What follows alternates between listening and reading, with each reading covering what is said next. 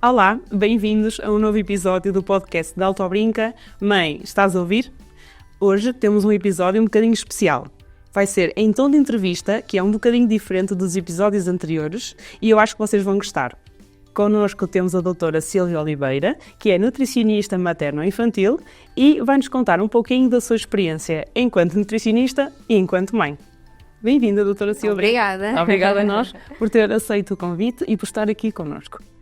Eu gostava que nos falasse um bocadinho, uma vez que é nutricionista e profissional já há alguns anos, e também mãe.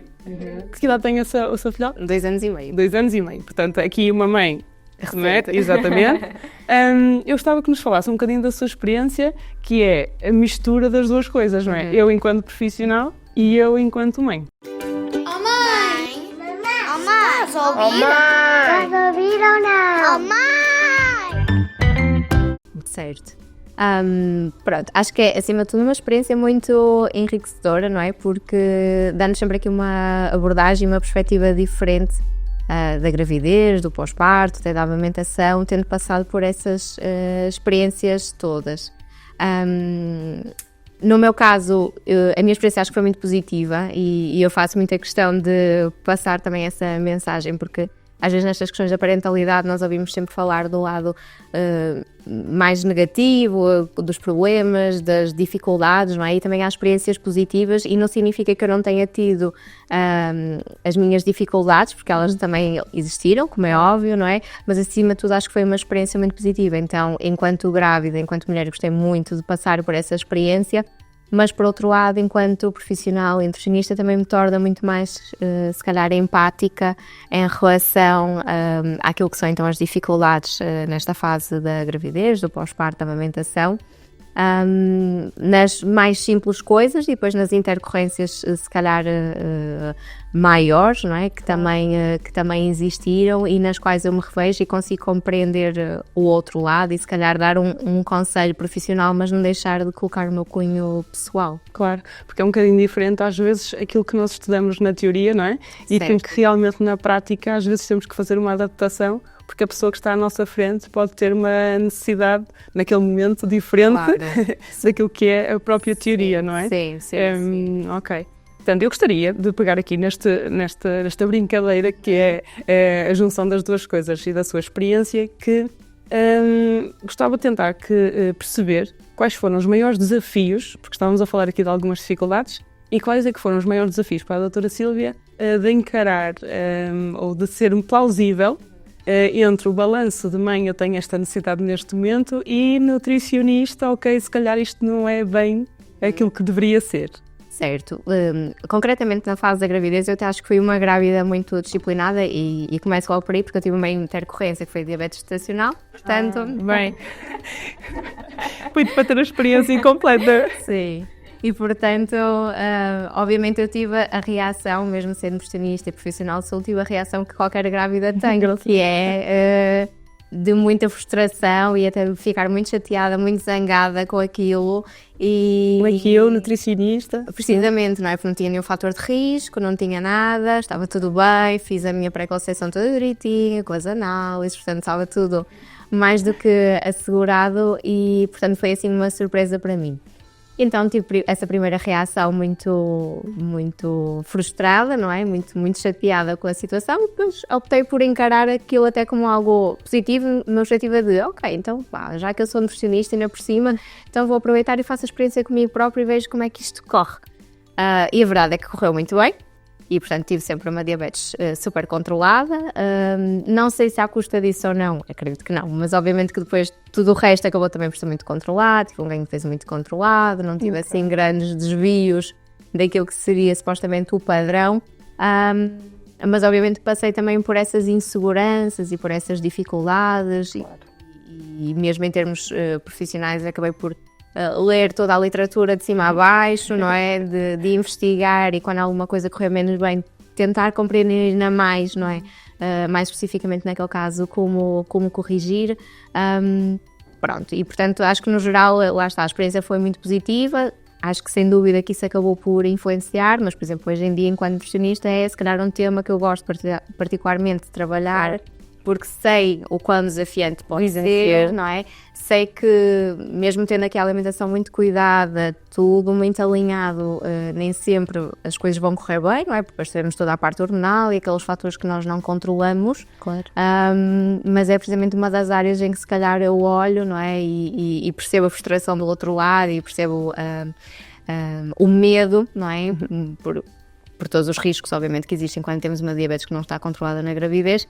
E compreendo essas dificuldades, mas se calhar também me permite ir por caminhos que, se eu não tivesse vivido, por experiência pessoal, com certeza as minhas recomendações não seriam iguais que são agora. Eu imagino que sim, até porque é curioso, porque acredito que tenha tido uma alimentação antes de engravidar, à partida, espera-se, minimamente equilibrada, não é? Mas isso não foi impedimento, não conseguiu impedir, não é? Até porque a alimentação, creio eu, corrija-me se estiver equivocada ou se tiver alguma coisa que não esteja bem como devia ser comunicada, a alimentação pode ser feita como uma prevenção, mas não impede que os problemas existam se assim estiver predisposto geneticamente ou existir alguma situação que realmente conduza a uma situação como foi o caso, não é? Mas imagino que se não tivesse uma alimentação equilibrada, certamente... Seria assim bem mais desafiante. E acredito que sim. E passando aqui para um tom um bocadinho mais desafiante agora para si, que é, se eu me imaginasse grávida, quando eu penso, aliás, numa grávida, penso sempre que existem os desejos, as vontades de comer, não é? Aquela coisa assim. Também existem, certamente, as grávidas que enjoam ou têm alguma dificuldade em alimentar-se. Mas acho que é tão falado e tão comum falar sobre os desejos. Eu não sei se a doutora Sílvia teve na sua gravidez essa sensação também. Acho que não tive assim nenhum desejo em particular, se calhar apeteceram-me coisas que não eram habitual consumir, mas acho que todas elas também remetiam para um lugar, por exemplo, da infância, ou alimentos que eu associava a outras fases da minha vida, ou certas refeições que tinham aqui um carinho mais especial. Pronto, não me deu assim aqueles desejos específicos de um alimento em particular, mas de volta e meia apetecia-me assim uma refeição que era um bocadinho mais especial, mas que eu acho que tinha também aqui uma conotação emocional por trás, sim, associada. Pronto, não tive assim outros desejos assim de maior, tive sempre um apetite muito controlado durante a gravidez.